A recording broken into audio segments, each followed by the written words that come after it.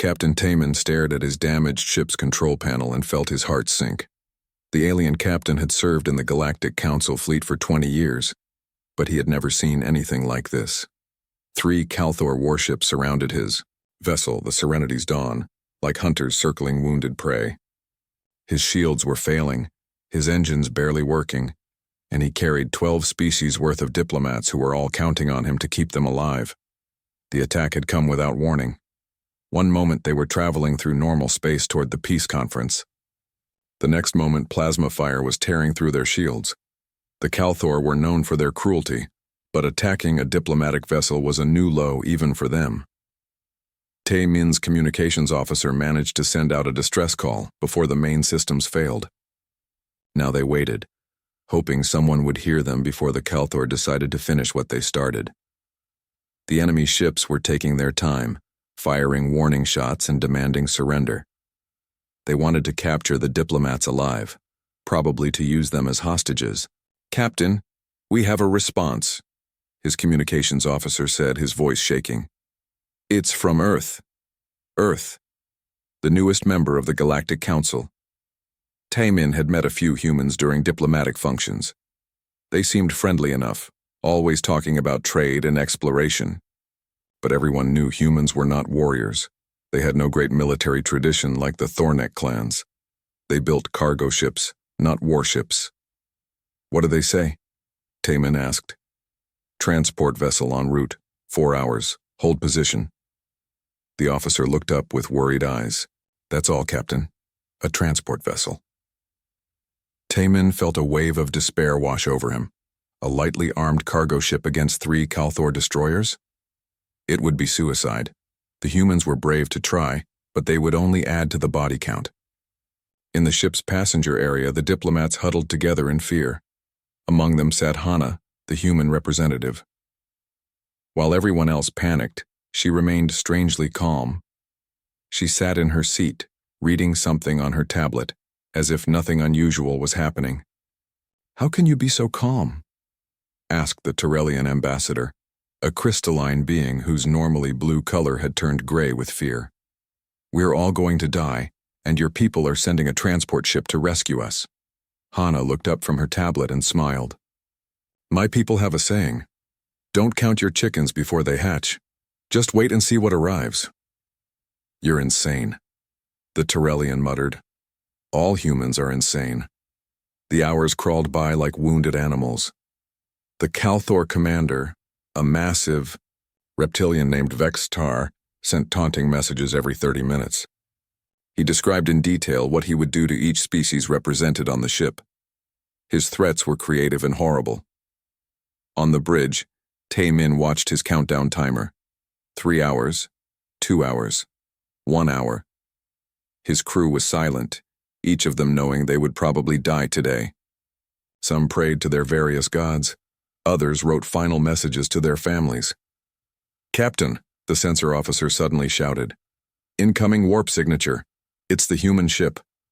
Every eye turned to the main view screen. A single ship was approaching at high speed. The Calthor ships immediately changed position, preparing to intercept. Vextar's laughing voice came over the speakers. "The humans send 1 transport? This will be entertaining. Perhaps I will keep some of you alive to watch your rescuers burn." The human ship dropped out of warp speed and into normal space. For a moment, nobody spoke. The ship that appeared was nothing like what they expected. It was huge, easily twice the size of any Calthor destroyer.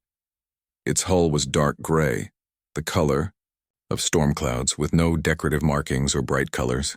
It looked industrial, purpose-built, and absolutely terrifying. Weapon ports lined its sides like the teeth of some deep-sea predator. The name on its bow read, KDSW Indomitable. "What does KDSW mean?" Taemin asked weakly. His translator struggled with the acronym for a moment, then displayed the answer. Korean Defense Space Wing. This was not a transport. This was not a cargo hauler. This was a warship.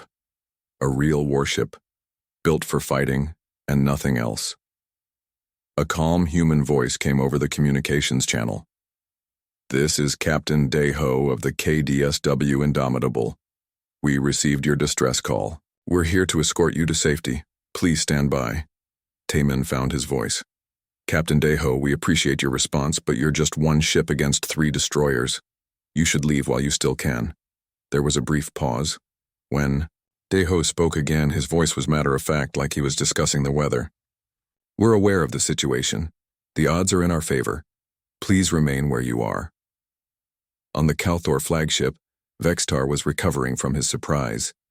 He opened a channel to the human ship, his voice full of contempt. Human vessel, you are outmatched and outgunned. Your species is new here. You don't understand how things work. Leave now or we will destroy you along with these council cowards. Another pause. Then Deho's voice returned, but now it was cold as ice in deep space. This is your only warning. Power down your weapons and leave the system immediately. You have 60 seconds to comply. Vextar roared with laughter. The sound echoed through the communication system. 60 seconds? You amuse me, little human. Perhaps after we destroy your ship, we'll— 50 seconds, Deho interrupted. Deho. The laughter stopped. Vextar stared at his view screen, unable to believe what he was hearing. No one interrupted him. No one gave him ultimatums. He was Kalthor. They were the strongest military power in this sector, and this human dared to threaten him. 40 seconds, Deho's voice continued calm and steady. On the bridge of the Indomitable, Captain Deho sat in his command chair watching the tactical display. His crew worked around him with quiet efficiency. They had trained for this. They were ready. 30 seconds, he announced. His first officer, a woman named Jiwoo, called out status reports. Railguns charged to full power, missile tubes loaded and ready. Point defense grid is online. All systems green, Captain. 20 seconds. Vextar's face appeared on the view screen, his reptilian features twisted with rage. You dare, threaten the Kalthor Dominion? 10 seconds, Deho said quietly. 9, 8, 7. The Kalthor commander made his decision. He would not be threatened by these upstart humans. He would not show weakness in front of his crews. He gave the order his pride demanded, and his experience should have prevented. All ships, open fire, destroy the human vessel. 0, Deho said. Weapons free, engage. The darkness of space erupted into light and fury. The battle had begun, and the galaxy was about to learn a hard lesson about humanity. The 3 Kalthor destroyers opened fire at the same moment. Plasma torpedoes streaked through space like falling stars. Energy beams lanced out from their weapons banks, enough firepower to crack a planet's crust. It was a devastating barrage that had destroyed dozens of ships before. The humans had different ideas about how this would go. Around the Indomitable, space suddenly filled with streaks of light. Point defense turrets emerged from hidden ports all along the ship's hull. They began firing so fast that individual shots blurred together into solid streams of light. The railguns tracked incoming torpedoes with computer precision, hitting them thousands of kilometers away from the ship. Each torpedo exploded in a brilliant flash, filling space with expanding clouds of plasma that dissipated harmlessly. The energy beams hit next, striking the Indomitable's shields. The shields flared bright blue but held firm. Not a single beam penetrated to the hull. On the Kalthor ships, sensor officers stared at their displays in disbelief.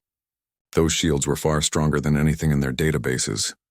Return fire, Captain Deho said calmly. Target the lead ship. Railguns only. Let's not waste the missiles yet. On the weapon deck, Kyung-Soo pressed the firing controls. 20 railguns spoke at once. The electromagnetic coils accelerated slugs of dense metal to a significant fraction of light speed. Each slug carried more kinetic energy than a small nuclear weapon. The projectiles crossed the distance in seconds. The lead Kalthor destroyer's shields flickered and died under the assault. Then the slugs hit the hull itself. Armor plating that should have stopped any conventional weapon crumpled like paper. Internal explosions rippled through the ship as systems overloaded and failed. Atmosphere vented from dozens of breaches. The destroyer listed sideways, its engines flickering and dying.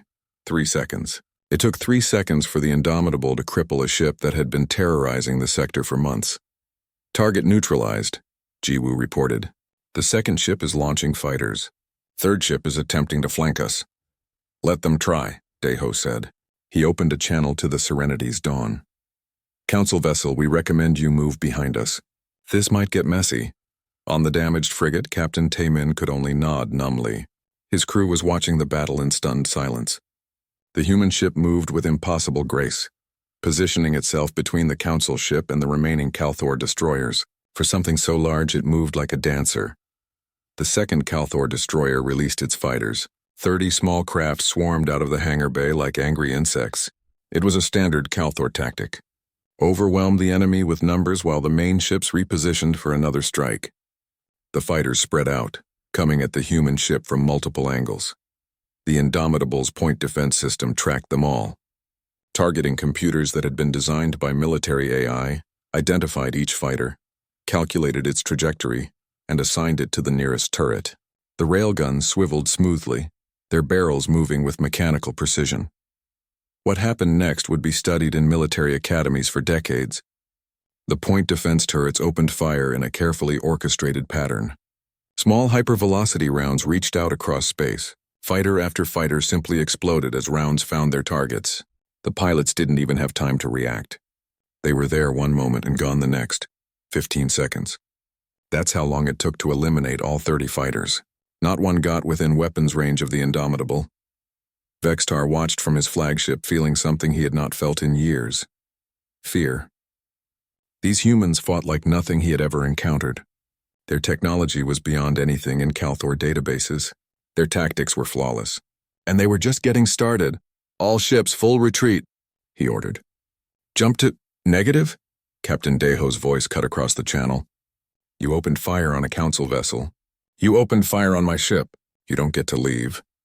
The third Kalthor destroyer tried to jump to faster than light speed anyway. Its jump drives began charging, pulling power from every other system. The ship would be vulnerable during the charge-up, but if they could jump away, they could return with reinforcements. They didn't make it. The Indomitable fired a spread of missiles. These weren't dumb projectiles. Each missile had its own AI, its own sensor suite, and its own electronic warfare package. They jinked and weaved through space, evading the destroyer's point defense fire. 3 missiles got through and impacted the jump drive assembly. The explosion was spectacular. The jump drives, caught mid-charge, failed catastrophically. The destroyer broke in half, both sections tumbling through space, trailing debris and bodies. That left Vextar alone. His flagship, the Razorwind, was the most powerful ship in his fleet. It was also now his only ship. He looked at his tactical display and tried to find a way out of this situation. There wasn't one. Human ship, he said, trying to sound brave. We can negotiate. The Kalthor Dominion would be willing to discuss. You had your chance to negotiate, Daeho interrupted. 60 seconds ago. You chose to fight instead. Now you get to learn why that was a mistake. Vexitar made a decision born of desperation and pride. If he was going to die, he would take this arrogant human with him. He ordered his ship to charge at full speed toward the Indomitable, firing every weapon as it went. It was a suicide run. But if he could ram the human vessel, perhaps he could damage it enough to claim some kind of victory. The Razorwind accelerated, its engines glowing white-hot with the strain. Plasma torpedoes and beam weapons fired continuously. Vextar broadcast a final war cry in the Kalthor language. On the Indomitable, Kyung-Soo looked at his captain. Sir, they're charging us. Should I use conventional weapons? Daeho shook his head. No, use Solution Echo. It's time the galaxy understood what we brought with us to the stars. Kyung-Soo's hands moved across his controls. Deep in the ship's core, a weapon that had been charging since the battle began finally reached full power. The bow of the Indomitable opened like a flower, revealing a massive cannon assembly. Energy readings spiked across every sensor in the system. Echo protocol confirmed, Kyung-Soo said. Firing! A beam of pure white light erupted from the cannon. It was silent in the vacuum of space, but everyone watching felt it in their bones. The beam crossed the distance between the ships in an instant. It hit the Razorwind's shields and simply erased them. Then it hit the hull and kept going. The directed energy weapon punched through armor, through decks, through engineering spaces and crew quarters. It went through the entire ship from bow to stern in exactly 1.3 seconds. When Deho gave the order to cease fire, there was nothing left of the razor wind but expanding plasma and melting metal. Vextar and his entire crew were gone. Just like that. Silence filled the communication channels. On the Serenity's dawn, nobody spoke. They simply stared at the view screen, trying to process what they had just witnessed. Captain Deho's voice broke the silence. Council vessel Serenity's dawn, this is Captain Deho. The immediate threat has been eliminated. We're sending repair teams to help fix your ship. Our medical personnel are ready if anyone needs treatment. We'll escort you to the nearest council station. Captain Tayman finally found his voice. That weapon? What was that? Classified technology, Deho replied. Let's just say humanity learned to prepare for unfriendly neighbors. We're glad we could help. Indomitable out. As repair shuttles launched from the human warship, Tayman looked at his crew. They looked back at him with the same shocked expression. They had called for help expecting a transport ship. Instead, they got Earth's answer to the question nobody had thought to ask. What would happen if humanity decided to bring war to the stars? Now they knew, and the knowledge was terrifying. The repair teams from the Indomitable arrived quickly, their shuttles docking with the damaged Serenity's dawn within minutes. Captain Tayman watched as human engineers swarmed through his ship, carrying equipment and speaking in calm, professional tones. They moved with the confidence of people who had done this many times before. Leading the repair effort was Minho, the chief engineer of the Indomitable. He was a short, stocky man with graying hair and hands that moved with practiced efficiency. He walked through the damaged sections of the Vrexian ship, examining the broken systems with a critical eye. Your hull breaches here and here, he said to the Vrexian chief engineer, pointing at the damaged areas. We can patch those with temporary plates. Your power systems are fried, but we can reroute through secondary conduits. Should have you stable in about 6 hours. The Vrexian engineer stared at him. 6 hours? That would normally take us 3 days in a shipyard. Minho shrugged. Humans have been patching ships in hostile territory for centuries. You learn to be fast or you die. Come on, I'll show your people how we do it. On the Indomitable, Diplomat Hana was hosting the council envoys in the ship's observation deck. The room had large windows that offered a stunning view of space. It also offered a sobering view of the debris field, where 3 Calthor destroyers used to be. The Terrellian ambassador, Crix, stood by the window with a drink in his crystalline hand. His color had returned to its normal blue, but his internal light flickered with uncertainty. I must admit, he said slowly, when you humans requested council membership, we thought we understood what you were. Explorers, traders, scientists. We never imagined this. Hana sipped her tea. You never asked. When Earth applied for membership, the Council reviewed our trade capacity, our agriculture, our scientific knowledge. Nobody asked about our military capabilities. That's because most species don't hide their military strength, said the Morosi ambassador, her feline features showing clear distrust. It's considered dishonest. We didn't hide anything, Hana corrected gently. We simply didn't volunteer information that wasn't requested. There's a difference. Earth has a saying, speak softly and carry a big stick. We prefer peaceful cooperation. But we're not stupid enough to walk into an unknown galaxy unarmed. Sujin, the navigator, entered the observation deck carrying a data pad. She projected a holographic star chart that showed the local sector. These are all human vessels currently in this region, she explained. 4 cargo ships, 2 exploration vessels, and the Indomitable. She paused for effect. We have 16 more ships of the Indomitable's class protecting various parts of human space. The number hung in the air like a physical thing. 16 more. The council envoys exchanged nervous glances. 1 experimental warship was concerning. 17 was a fleet. Captain Deho entered the room and all conversation stopped. The human captain moved to the windows and looked out at the debris field without expression. When he turned to face the ambassadors, his eyes were calm but serious. I know you have questions, he said. Ask them, Crix spoke first. Why? Why build such powerful warships if you truly seek peace? Deho considered his answer carefully. My grandfather fought in Earth's last war. It was a global conflict that nearly destroyed our species. Billions died. Cities burned. We came very close to extinction. He paused. That war taught us 2 things. First, that war is humanity's greatest shame. Second, that being unprepared for war is humanity's greatest stupidity. He activated another hologram, this one showing Earth's history. Images of ancient wars, medieval battles, world wars, and finally the last war played out in miniature. Humans have been fighting each other for thousands of years. We're very, very good at it. When we finally achieved peace on Earth, we made ourselves a promise. Never again would we be victims.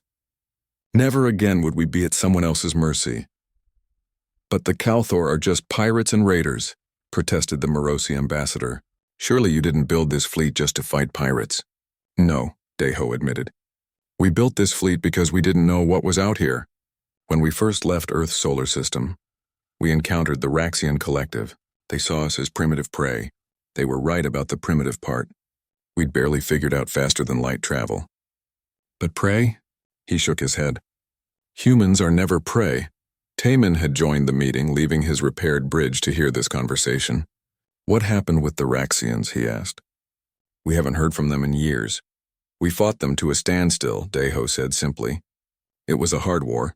We lost ships and people, but we hurt them badly enough that they agreed to negotiate. Now we trade with them. They sell us jump drive technology. We sell them our agricultural products. They taught us an important lesson about the galaxy. What lesson? Crix asked. That not everyone out here wants to be friends. That the universe doesn't care about good intentions. That strength and preparedness are the foundations of real peace. Deho looked at each ambassador in turn. You want to know why Earth built these ships? Because the alternative was to walk naked into a dangerous galaxy and hope everyone would be nice to us. That's not hope. That's suicide. Yuna, the communications officer, appeared in the doorway. Captain, the Kalthor Dominion is sending messages. They're demanding explanations. They want reparations for their destroyed ships. They're threatening retaliation. Every ambassador tensed. The Kalthor Dominion was a major power. If they decided to go to war with Earth, it could destabilize the entire sector. Deho's expression didn't change. Send them complete sensor logs of the engagement. Tell them Earth will continue to defend Council vessels within our protection range. If they want to escalate, we're ready to discuss terms at their convenience. You would go to war with the Kalthor Dominion? Crix asked, his voice shaking. They have hundreds of ships. No, Deho corrected. We would end a war with the Kalthor Dominion. There's a difference. The Kalthor have been bullying smaller species for decades because nobody had the strength or will to stop them. Today they learned that humans don't tolerate bullies. If they're smart, they'll take the lesson and move on. If they're not smart, we'll teach them again until they understand. The Morosi ambassador's tail twitched nervously. You make it sound so simple. So cold. War is cold, Deho agreed. That's why it should be avoided whenever possible. But when it comes, it should be prosecuted with absolute efficiency and overwhelming force. Quick, decisive victories save more lives than drawn-out conflicts. The Kalthor attacked because they thought they could win. Now they know they can't. That knowledge will prevent future attacks and save thousands of lives. Hana stood and moved to stand beside her captain. The Council needs to understand something. Earth doesn't want to conquer anyone. We don't want an empire. We just want to live in a galaxy where trade routes are safe, where diplomats can travel without fear, and where bullies like the Kalthor learn there are consequences for aggression. You want to be the galaxy's police force? Crix asked. No, Hana said. We want to be the galaxy's big brother, the one who stands up for the little guy when someone tries to push him around. That's all. Deho checked his timepiece. We'll reach Council Station Harmony in 6 days. I suggest everyone prepare their reports. The Council needs to hear what happened here in full detail with no editing. They need to understand that Earth is committed to the Council's ideals, but we're also committed to defending those ideals with force when necessary. As the ambassadors filed out, Timon lingered behind. Captain Deho, he said quietly. Thank you. You saved all of our lives today. Deho nodded. That's what allies do. Earth might be new to the Council, but we take our commitment seriously. Any Council ship that calls for help will get it. You have my word. After everyone left, Deho stood alone by the windows looking at the stars. Hana joined him after a moment. They're afraid of us, she observed. I know, Deho replied. That fear will fade. What remains will be respect, and respect is the foundation of real cooperation. They needed to see what we're capable of. Now they know. And the Kalthor? Hana asked. Deho smiled slightly. The Kalthor are learning an old Earth lesson. Don't start fights you can't win. If they're smart, this will be the last time we have to teach them. Far away in Calthor space, military commanders were indeed learning that lesson. Sensor logs of the battle were being analyzed with growing horror. The humans had destroyed 3 warships with contemptuous ease. They had weapons and technology that the Calthor databases said shouldn't exist. Orders went out to avoid human vessels at all costs. The Dominion's expansion plans were quietly shelved. Nobody wanted to be the next commander to face Earth's warships. The galaxy was changing, and humanity was the catalyst. Whether that change would be for better or worse remained to be seen. The week-long journey to Council Station Harmony was unlike anything Captain Taemin had expected. He thought the trip would be tense and awkward, with his crew avoiding the humans out of fear and uncertainty. Instead, something remarkable happened. The 2 crews began to bond. It started in the engineering sections. Minho had promised to teach the Rexian engineers human repair techniques, and he was true to his word. He gathered them in one of the Indomitable's workshops and spread out tools and materials on the work tables. Think of a ship like a living body, Minho explained as he demonstrated a welding technique. When you repair it, you don't just patch the wound. You understand the whole system. You see how everything connects. A good engineer doesn't just fix problems. He prevents future problems by understanding the design. The Rexian engineers watched in fascination as Minho created nearly perfect fusion welds without any specialized equipment. His hands moved with practiced confidence, and the results were better than what they could achieve in a proper shipyard. "How is this possible?" one engineer asked. "You make it look so easy," Minho grinned. "Practice. Humans spent 500 years building and repairing ships in dangerous places. Earth's oceans, then space around our planet, then the asteroid belt, then interstellar space. We learned to make repairs last because going back for fixes wasn't always an option. You adapt or you die." In the galley, Chef Bora was introducing aliens to human food. She had spent days researching the biochemistry of each species aboard the Serenity's Dawn, adapting traditional Korean recipes to be safe and delicious for different metabolisms. "This is called bibimbap," she explained to a group of curious diplomats. "It's a mixed rice dish with vegetables and protein. I've modified it for each of your species. For you, Ambassador Crix, I replaced the proteins with crystalline compounds your people can metabolize. For Ambassador Faye from Meros, I adjusted the spice levels for feline taste receptors." The Terrellian ambassador tried his portion cautiously. His internal light began to pulse with pleasure. "This is remarkable. The flavors are complex and layered. What is this fermented vegetable?" "Kimchi," Bora said proudly. "Traditional Korean fermented cabbage. I had to adjust the fermentation process for your biology, but the basic concept is the same. Humans have been fermenting foods for thousands of years." The Morosi ambassador was equally impressed with her adapted version. "Your people have such an advanced food culture. Most species in the council eat nutrition paste or simple proteins." "This is art," Bora smiled. "Food is how humans show love and build community. When you share a meal, you're sharing culture and connection. That's more important than nutrition alone." On the bridge, Navigator Sujin was discussing stellar cartography with the Vrexian navigation officer. They had spread out charts on a display table, comparing human and Vrexian methods of mapping space. "Interesting," the Vrexian said, studying the human charts. "You map space differently than we do. You focus less on resources and more on strategic positions." Sujin nodded. "Humans learn to think strategically. We look at any new region and ask, where are the choke points? Where are the defensive positions? Where are the escape routes? It's not that we expect to fight everywhere we go. It's that we want to be prepared if we have to." "You map the galaxy like a battlefield," the Vrexian observed. "We map it like a home worth defending," Sujin corrected. "There's a difference. A battlefield is somewhere you fight and leave. A home is somewhere you protect and nurture. We see this galaxy as our future home. We want to understand it completely, including its dangers." While the crews bonded, news of the battle was spreading across the galactic communication networks. The footage released by Earth, showing the Indomitable's devastating efficiency, became the most watched content in the galaxy. Everyone had an opinion about what it meant.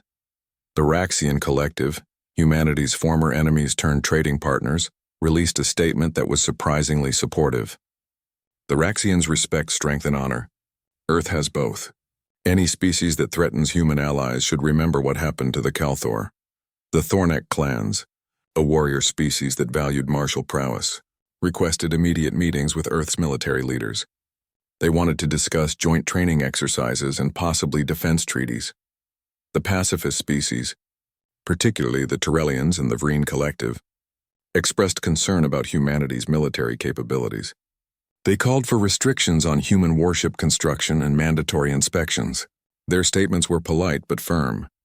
The Calthor Dominion remained officially silent, but intelligence reports suggested internal chaos. Military commanders were arguing about whether to seek revenge or sue for peace. The civilian government was horrified by the loss of 3 destroyers. Nobody could agree on what to do about the humans, and through it all, the Council's central leadership said nothing. The High Council members were meeting in closed sessions, debating humanity's role in galactic affairs. Some wanted to embrace Earth as a powerful ally. Others wanted to limit human influence before it grew too strong. On the 5th day of the journey, Captain Deho called a meeting with all the senior officers from both ships. They gathered in the Indomitable's conference room, a circular space with windows looking out at the stars. In 2 days, we'll arrive at Council Station Harmony, Deho began. When we do, there will be questions, accusations, demands for explanations. I want everyone to understand what we're going to say and why. He activated a holographic display showing the battle from multiple angles. We're going to release all of this. Complete sensor logs, communications records, everything. We want total transparency. The galaxy needs to see exactly what happened and why. Some council members will say we used excessive force, Jiwoo added. They'll say we could have disabled the Calthor ships without destroying them. And we'll tell them the truth, Deho said firmly. In combat, you don't take chances. You don't give the enemy time to adapt or counterattack. You end the threat quickly and completely. That's not cruelty. That's professionalism. It's also mercy. Taemin looked confused. How is it mercy to destroy the ships completely? Because quick, decisive battles save lives in the long run, Hana explained. If we had disabled those ships instead of destroying them, what message would that send? It would tell the Calthor that attacking council vessels has limited consequences. They would try again, and more people would die. By responding with overwhelming force, we teach a lesson that prevents future attacks. The galaxy needs to understand something about humans, Deho continued. We're not violent by nature. We don't enjoy war, but we're very, very good at it because we had to be, and we're willing to use that skill to protect our allies. That's the message we want the Council to receive. Kyung-soo spoke up. Sir, what about the directed energy weapon? Some species will demand we share that technology. And we'll refuse, Deho said simply. Some technologies are too dangerous to spread freely. We'll share defensive technology, medical advances, agricultural techniques, but our most powerful weapons stay under human control. The Council will have to accept that. They might not, Crick said quietly. The Council could vote to censure Earth. They could demand inspections or threaten sanctions. Deho met the Tyrellian's eyes. Then Earth will have a difficult decision to make. But I believe the Council will see reason. They need us more than we need them. Without human protection, species like yours are vulnerable to predators like the Calthor. With human protection, you're safe. That's a powerful incentive to work together. Hana pulled up another display, this one showing diplomatic proposals. Earth is prepared to offer a comprehensive defense agreement to the Council. Any member species that requests protection will receive it. We'll establish patrol routes, response protocols, and joint training programs.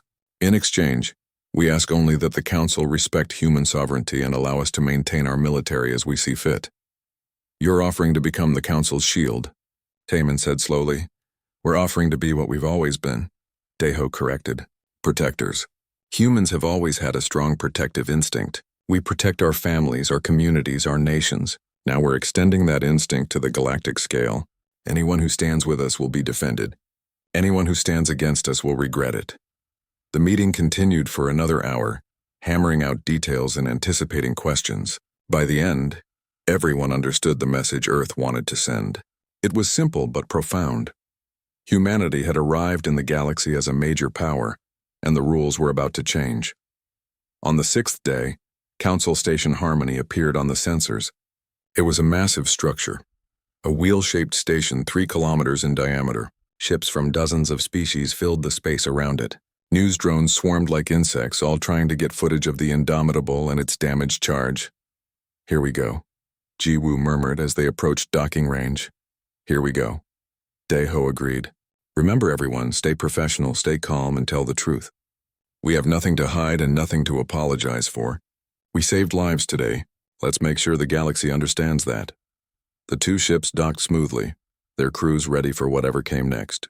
The galaxy was watching, and Earth was about to make its case. The age of human isolation was over. Council Station Harmony was in chaos. News drones filled every corridor. Reporters from 50 species tried to interview anyone connected to the incident, and security struggled to maintain order. Captain Deho walked through it all with calm dignity, his crew following in tight formation.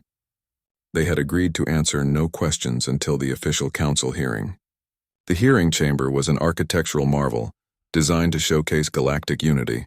Representatives from 93 species sat in concentric rings rising toward a domed ceiling painted with stars. At the center, a raised platform held seats for witnesses and the accused. Above it all, the High Arbiter presided from an elevated throne. High Arbiter Zinthar was an ancient Terrellian, his crystalline body showing the cloudiness of extreme age. He had served the council for over 200 years and had seen countless disputes, but even he seemed uncertain as he called the emergency session to order. We gathered to address the incident in the Kepler 442 sector, Zinthar announced, his voice amplified throughout the chamber. 3 Calthor vessels were destroyed. Over 2,000 lives were lost. Captain Deho of Earth, you stand accused of excessive force and violation of council rules of engagement. How do you answer? Deho stood, his posture straight and military precise. I answer that I saved 417 council personnel from certain death or capture. I answer that I responded to a distress call as any council member should. I answer that I gave the Calthor commander 60 seconds to withdraw peacefully. He chose violence. I chose victory. The chamber erupted into argument. Some delegates cheered. Others shouted accusations. The Calthor representative, a thin reptilian diplomat named Kresh, rose and pointed a clawed finger at Deho. The human lies. Our ships were on a legitimate patrol when they were attacked without provocation. This is murder, plain and simple. Hana stepped forward, her voice cutting through the noise. With respect, High Arbiter, we have complete sensor logs of the engagement. May we present them to the council? Zinthar considered, then nodded. Proceed. The chamber's holographic system activated, showing the battle from multiple angles. The delegates watched in silence as the footage played out. The Calthor attack on the Serenity's dawn, the distress call, the Indomitable's arrival, the 60-second warning, the Calthor's decision to fire first, and then the devastating human response. When the footage ended, Kresh was visibly sweating. His story about a peaceful patrol had just been proven false in front of the entire council. Hana wasn't finished. She pulled up additional data. This display shows every recorded Calthor attack on council vessels in the past 3 years. 42 ships attacked, 1,217 deaths, millions in stolen cargo. And what has the council done? She paused for effect, issued statements, filed complaints, held meetings, but not one concrete action to stop the attacks.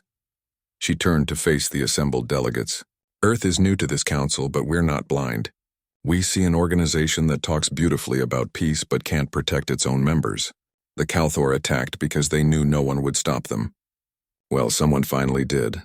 The chamber fell silent. It was a harsh truth, but it was truth nonetheless. Many delegates looked uncomfortable because they knew Hana was right.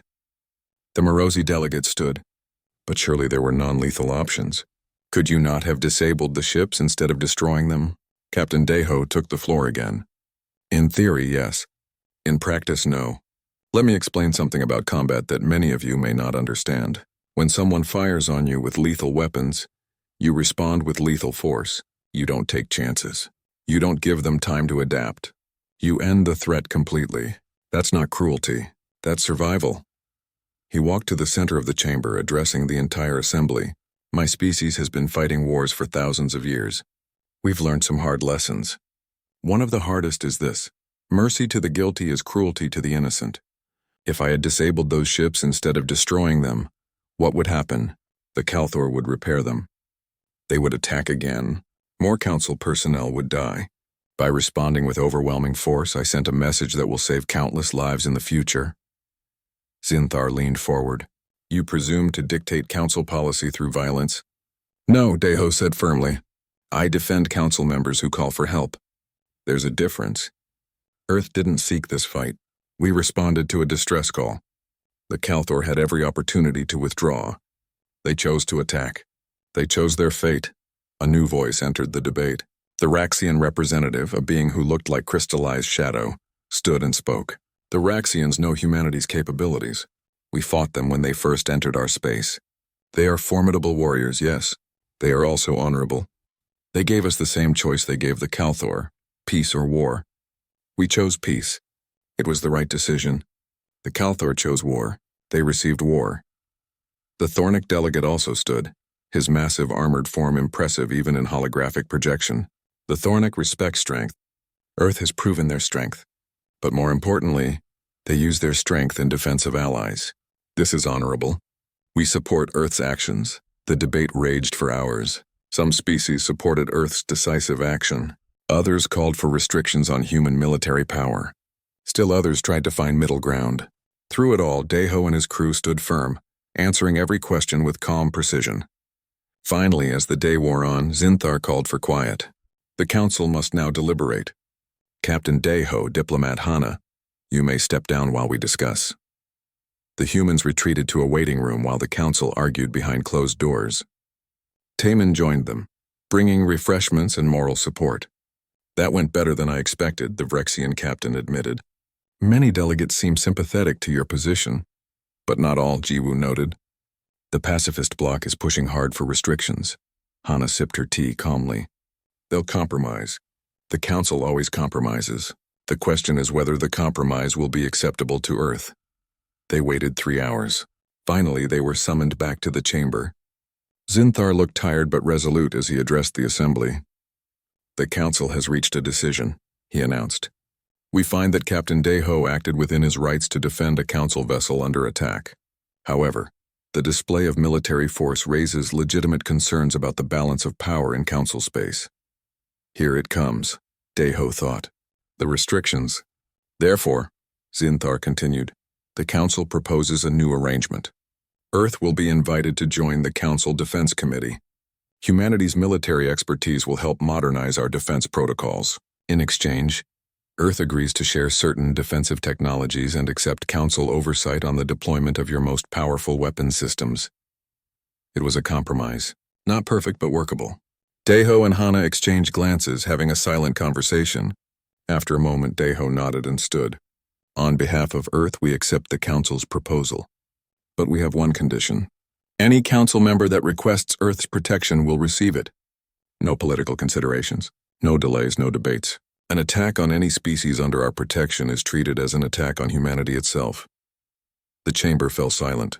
Deho had just offered to become the Council's shield, voluntarily but absolutely. It was an enormous commitment. Zinthar looked around at the other delegates, reading their reactions. Many looked relieved. Some looked concerned, but none objected. The Council accepts Earth's condition. Let it be recorded in our official records. As the session ended and delegates filed out, something shifted in the galactic consciousness. Earth was no longer just another member species. They were protectors, guardians, the species you called when danger threatened. News of the Council's decision spread quickly. Within hours, 3 minor species formally requested Earth's protection. Within days, the number grew to 12. The smaller species, those who had lived in fear of pirates and raiders, suddenly had a powerful ally. The Calthor Dominion, after days of internal debate, sent a formal diplomatic communication. They requested negotiations for a peace treaty. They claimed the attack on the Serenity's Dawn had been a rogue commander acting without authorization. Nobody really believed that, but it gave both sides a way to de-escalate without losing face. Deho agreed to the negotiations, but on Earth's terms. The treaty would include reparations, formal borders, and strict consequences for any future aggression. The Calthor agreed to everything. They had learned their lesson. 2 weeks after the hearing, the Indomitable prepared to return to patrol duty. Captain Taman came aboard to say goodbye, bringing gifts from his crew to the humans who had saved them. You changed everything, Taman said as he shook Deho's hand. The galaxy was stagnant, paralyzed by fear and indecision. You showed us that strength and honor can coexist. That protection is a noble calling. Deho smiled slightly. We just did what we thought was right. Any decent species would have done the same. But they didn't, Taman pointed out. For 3 years, council ships were attacked while everyone debated and delayed. You acted. That makes all the difference. As the Indomitable undocked from the station, its crew settled into their familiar routines, but things had changed. They weren't just another warship anymore.